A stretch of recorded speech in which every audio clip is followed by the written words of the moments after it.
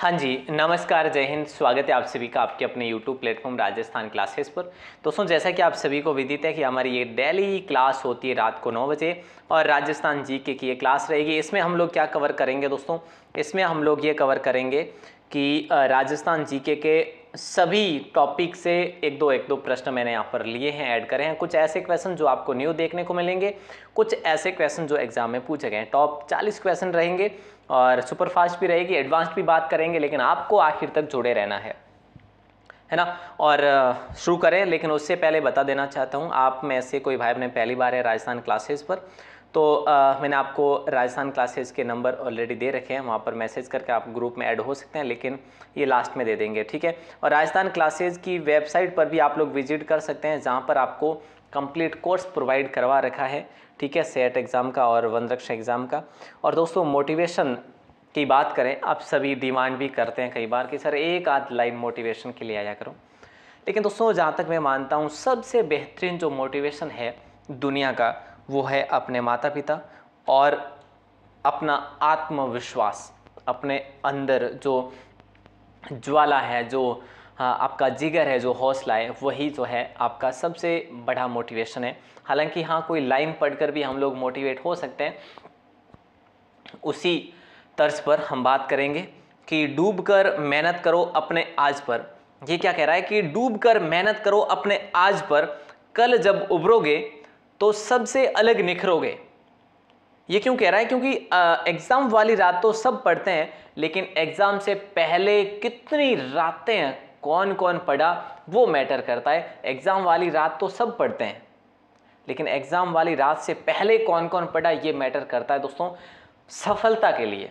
तो आप किस में शामिल होते हैं ये अपने आप में देख लीजिएगा। अगर आप डूबकर मेहनत करते हैं लंबे समय के लिए, तो जरूर है जो आप कल जब उभरोगे तो श्योर है कि निखर कर आओगे। चलिए शुरुआत करते हैं बिना टाइम वेस्ट किए। पहला क्वेश्चन आपके स्क्रीन पर है, बड़ा आसान सा सवाल होगा आपके लिए, ठीक है, कि राजस्थान में नदियों को जोड़ने की परियोजना का जनक किसे कहते हैं? तो दोस्तों देखिए, आसान सा सवाल है और राइट आंसर आप सभी का हो जाएगा मोक्षगुंडम विश्वेश्वरैया, यानी कि ऑप्शन ए को आपने लॉक करा है, बिल्कुल सही है। और नदियों को जोड़ने की योजना को क्या कहा जाता है दोस्तों? अमृत क्रांति कहा जाता है, ठीक है। तो ये चीज़ भी आप लोग याद रखेंगे। सर क्वेश्चन होते तो सारे आसान ही है, लेकिन जवाब नहीं दे पाते।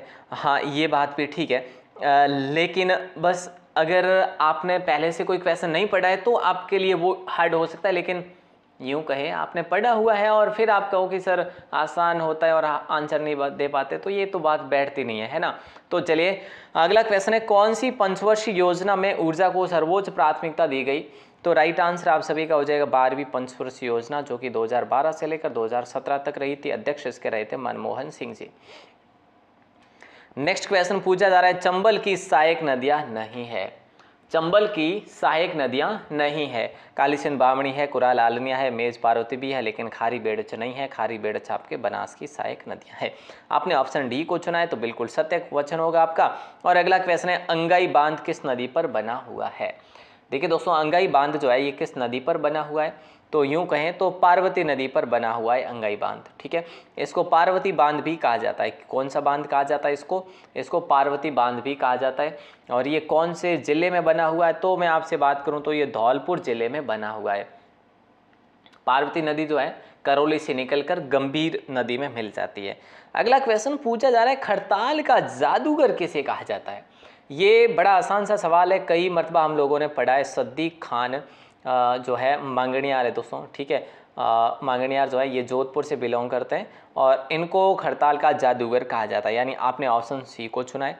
और दोस्तों मांगणियार जो जाति होती है ये किसका प्रयोग करते हैं? कामाचा का प्रयोग करता है, ठीक है। चित्तारा का भी प्रयोग करते हैं, याद रखना, चिक्कारा का, ठीक है। तो सारंगी का भी प्रयोग करते हैं और खड़ताल के तो ये सद्दीक खान है ही है। अगला क्वेश्चन पूछा जा रहा है, मोटा कण नमी धारण की निम्न क्षमता किस मिट्टी की विशेषता है ना। ये आपसे पूछा जा रहा है, तो रेतीली मिट्टी की हो जाएगा दोस्तों, जिसमें कैल्शियम और फास्फेट की मात्रा अधिक होती है। कैल्शियम व फास्फेट की मात्रा अधिक होती है, फास्फेट की मात्रा जो है अधिक होती है दोस्तों, ये चीज़ भी आप लोग याद रखेंगे। ऑप्शन ए को आपने चुना है, तो बिल्कुल सही आपका। चंबल व बामनी नदी के संगम पर स्थित अभ्यारण्य कौन सा है? चंबल व बामनी नदी के संगम पर स्थित अभ्यारण्य कौन सा है? तो यहाँ पे राइट आंसर आप सभी का हो जाएगा भैंसरोडगढ़ अभ्यारण्य। दोस्तों कौन सा होगा? भैंसरोडगढ़ अभ्यारण्य, यानी कि ऑप्शन बी को चुनेंगे। कहाँ पर स्थित है सर? अरे भैया ये चित्तौड़गढ़ में स्थित है। किसके लिए प्रसिद्ध है? घड़ियालों के लिए प्रसिद्ध है क्या सर? हाँ जी बिल्कुल है, क्यों नहीं है।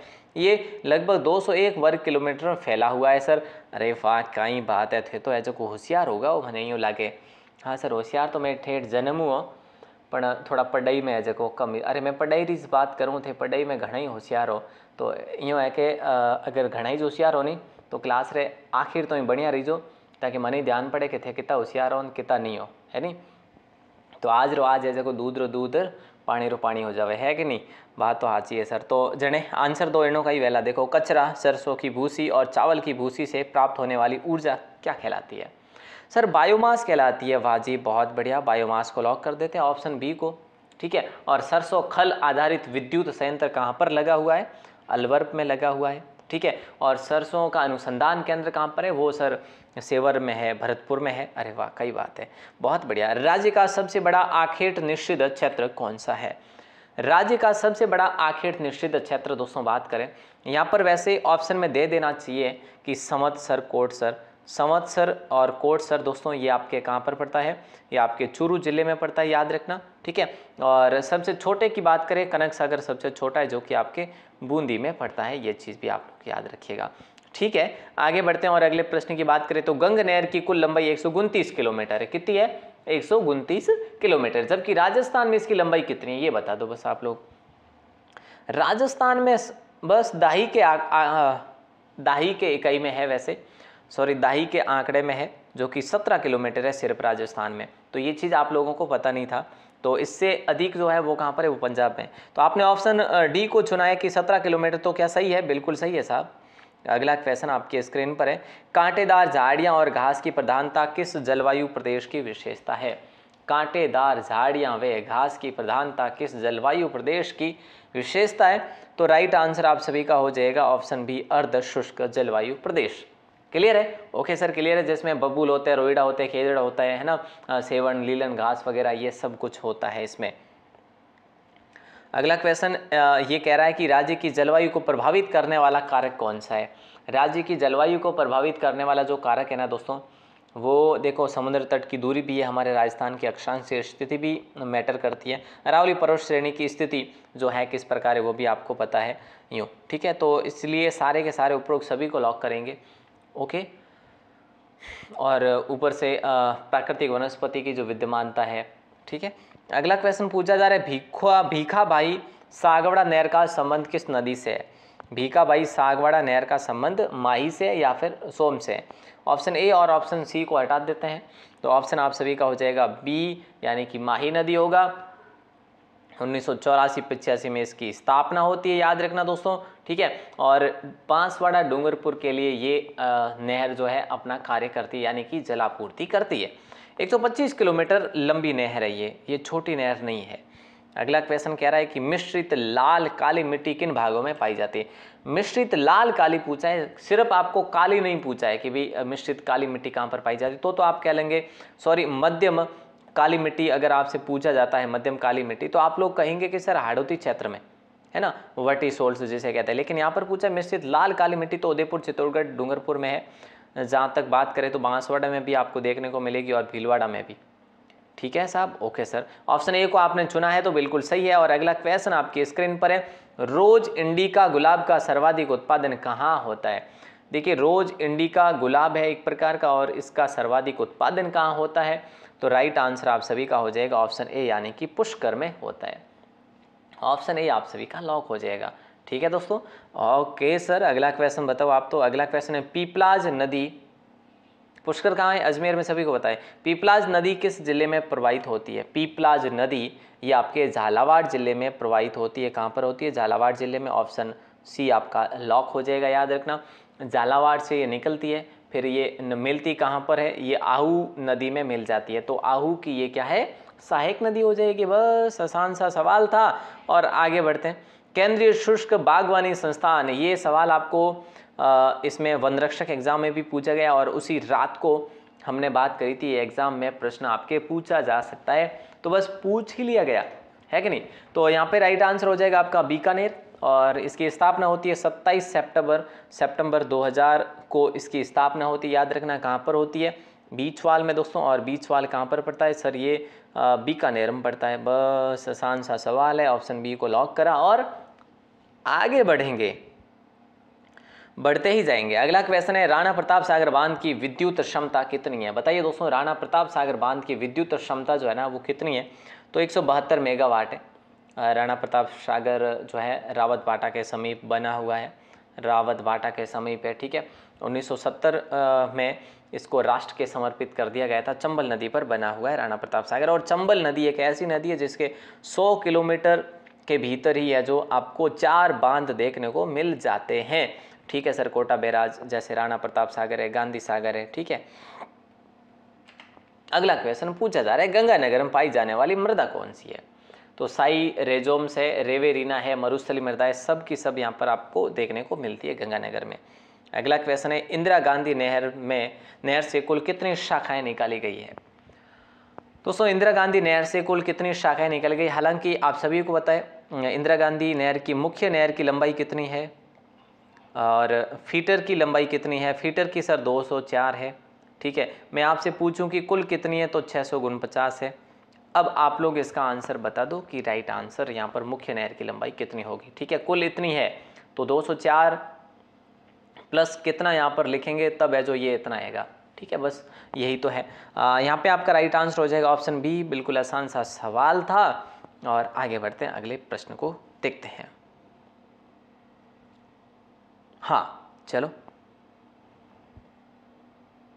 सर 445 होगा। अरे तो ये तो जोड़ बाकी है ना, कर ही सकते हैं ना।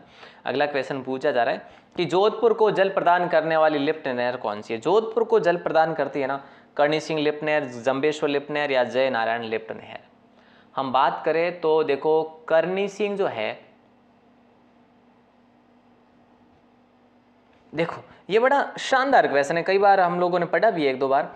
करणी सिंह जो है ना ये आपका जोधपुर व बीकानेर को जलापूर्ति करता है। जंबेश्वर जो है ये जोधपुर, बीकानेर व जैसलमेर को जलापूर्ति करता है। जयनारायण लिफ्ट नहर जो है ये जैसलमेर और जोधपुर को, जैसलमेर के पोखरण को करता ही है ना, जैसलमेर व जोधपुर को। तो यानी कि जोधपुर तो सभी में आ रहा है, इसका मतलब 1, 2 और 3। बढ़ते हैं आगे, आइए अगला क्वेश्चन पूछो। निम्न में से माचिया साइप्रस नामक मुलायम घास राजस्थान में कहाँ पाई जाती है। दोस्तों राइट आंसर आप सभी का तालछापर होगा, या फिर भैंसरोडगढ़ अभ्यारण्य होगा, या फिर नाहरगढ़ अभ्यारण्य होगा, या मरु उद्यान होगा। माचिया साइप्रस नामक जो घास है ये आपको तालछापर में देखने को मिलेगी।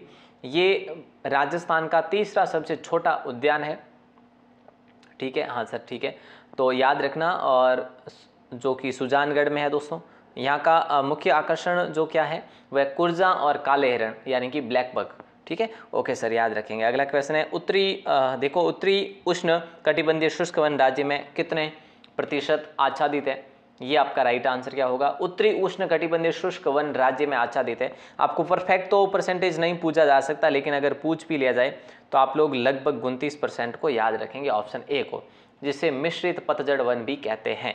ओके दोस्तों क्लियर है। आगे बढ़ते हैं और अगले प्रश्न की बात करें तो चुकंदर से चीनी का निर्माण करने की मिल कहाँ पर बनाई गई है।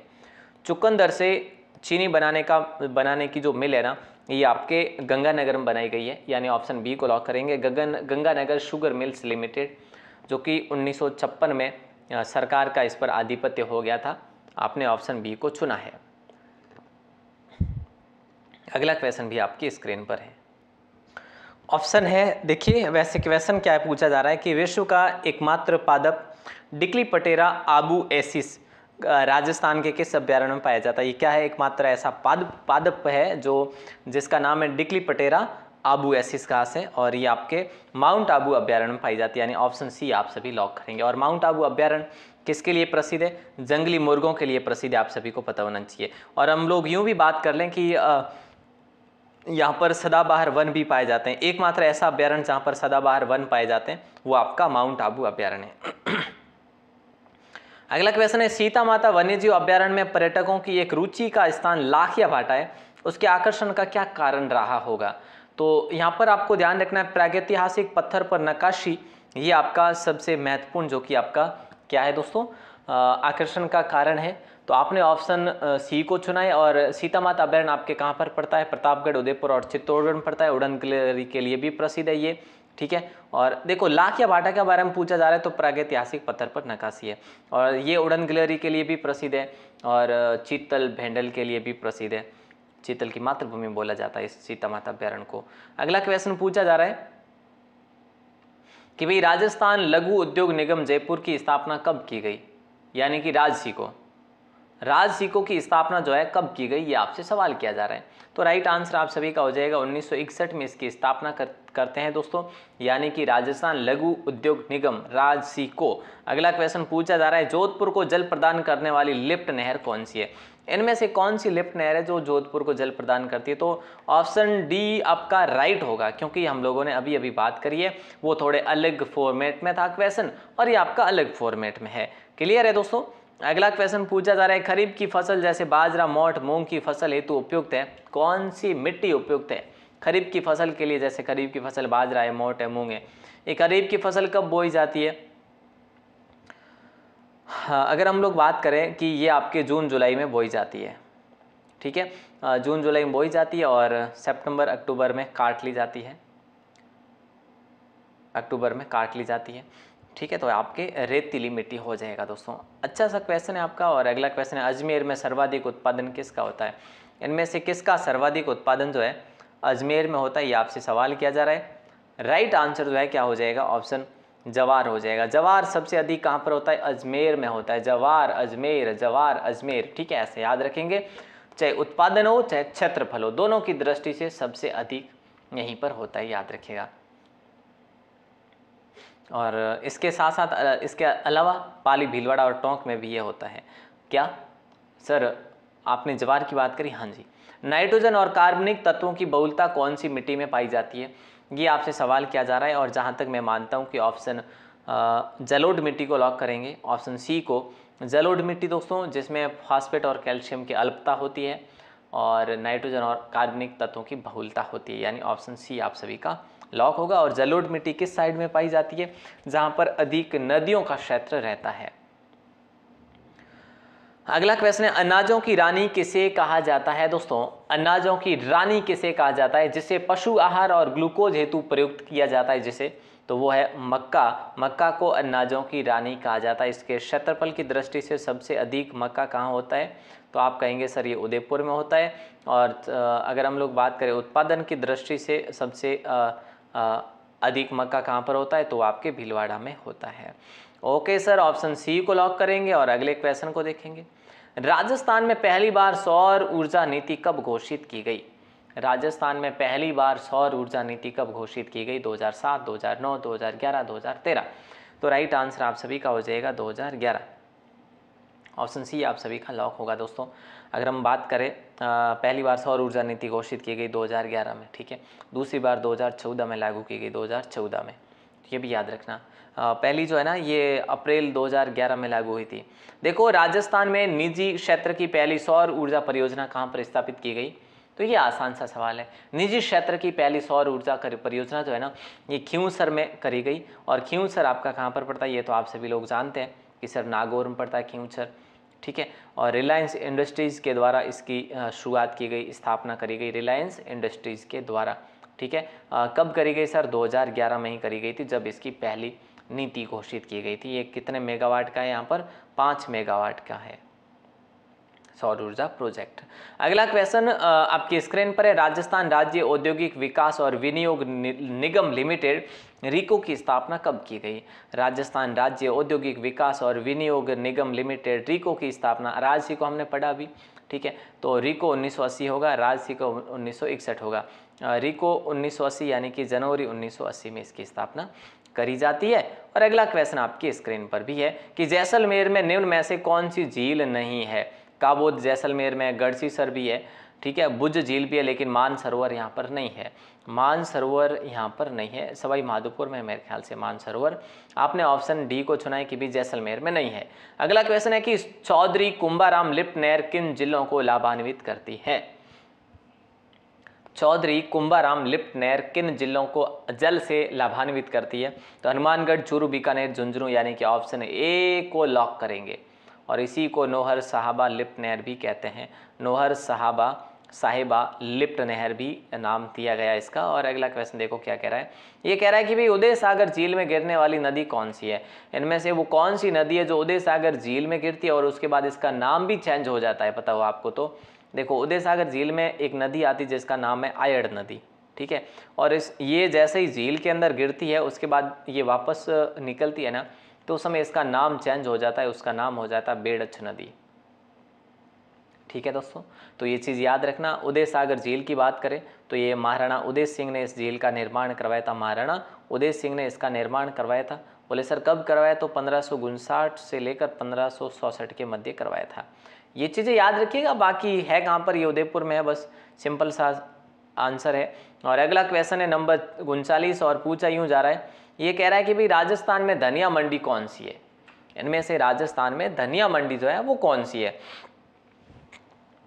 मैं आपको बताऊं, वो जिला तो मैं आपको बता दूं कोटा है, ठीक है। तो रामगंज मंडी हो जाएगा आपका राइट आंसर सी। देखो कोटा में पहली कृषि मंडी भी बनाई गई जो कि कैथून में बनाई गई, आप सभी को पता होगा। और ये जो है निजी क्षेत्र की पहली है, ठीक है। ये चीज़ भी आप लोग याद रखना। अगला क्वेश्चन है चीपा बड़ौद किसके लिए प्रसिद्ध है? देखिए दोस्तों, चीपा बड़ौद जो है ये किसके लिए प्रसिद्ध है? अमरूद मंडी के लिए, प्याज मंडी के लिए, टिंडा मंडी के लिए या लहसुन मंडी के लिए? आपका लॉक हो जाएगा लहसुन मंडी के लिए। जो भी भाई बहने शुरुआत में जुड़े उन सभी का बहुत बहुत शुक्रिया, और जो आखिर में जुड़ रहे हैं उनसे कहना चाहूँगा क्लास को शुरुआत से ज़रूर देख लेना। 40 क्वेश्चन हमने कवर कर लिए हैं कंप्लीट। और क्लास जिन्होंने शुरू से देखी उनको अच्छी लगी होगी, ऐसी कामनाएं करता हूँ, ऐसी इच्छा रखता हूँ मैं भी कि आप लोग अच्छे कमेंट करें और बताएं मुझे कि कैसी लगी आपको क्लास। और इसका आंसर आपको बाहर आके कमेंट सेक्शन में देना है। क्या होगा सही जवाब? सही जवाब कि राज्य की कार्यपालिका शक्ति राज्यपाल में निहित होगी। ये कौन से अनुच्छेद के अनुसार? राइट आंसर क्या होगा इसका? आपको देना है कमेंट सेक्शन में जवाब, ठीक है। और बाकी आप लोग इस नंबर पर मैसेज कर सकते हैं, अपना नाम और ज़िला लिखकर, नाम व ज़िला लिखकर ही मैसेज करें, बाकी मैसेज ना करें अगर आपको ग्रुप में जुड़ना है तो। और जो ग्रुप में एक्टिव नहीं है उनसे निवेदन है आप लोग ग्रुप को लेफ्ट कर सकते हैं, क्योंकि अब आपको ज़रूरत नहीं है हमारी, है ना। तो जिनको ज़रूरत नहीं है वो ग्रुप को लेफ्ट कर लेंगे, और जिनको ज़रूरत है वो ग्रुप में बने रहे। लेकिन अगर बने रहे हैं आप तो भी आपको पता नहीं होगा कि कब नोटिफिकेशन आता है और ग्रुप भरा पड़ा है। तो आप लोग नोटिफिकेशन के अनुसार अगर क्लास ज्वाइन नहीं करते या PDF नोट्स नहीं देखते तो फिर ग्रुप को ज्वाइन करने का मतलब भी नहीं है कि नहीं। तो इसीलिए जो है अगर एक्टिव रहते हैं तो ही आप लोग ज्वाइन करें, अन्यथा नहीं। उम्मीद करता हूँ आपको क्लास अच्छी लगी होगी। क्लास के लिए लाइक वगैरह बनता है अगर हो सके तो, और शेयर करना तो अवश्य बनता है, प्लीज़ ज़रूर करिएगा। अगर मेरी जहाँ तक कोई गलती रहती है तो मुझे वापस सुधारने का मौका मिलेगा जब आप शेयर करेंगे तो ही, क्योंकि नए और स्टूडेंट्स जुड़ेंगे हमारे साथ तो वही बता पाएंगे, क्योंकि आप लोग तो हमारे साथ शुरू से जुड़े हुए हैं। तो आप लोग यूँ भी कह सकते हैं कि सर पढ़ा रहे तो बिल्कुल सही ही पढ़ा रहे होंगे, लेकिन जो नए आते हैं उसमें और ही अलग मज़ा आता है, वो कमेंट भी करते हैं। तो सबका कमेंट में देखना चाह रहा हूँ, तो इसलिए आप लोग शेयर करें प्लीज़। आप सभी का दिल से बहुत बहुत शुक्रिया। इसका आंसर ज़रूर देना। बहुत बहुत धन्यवाद। मिलते हैं वापस सुबह 7:30 बजे।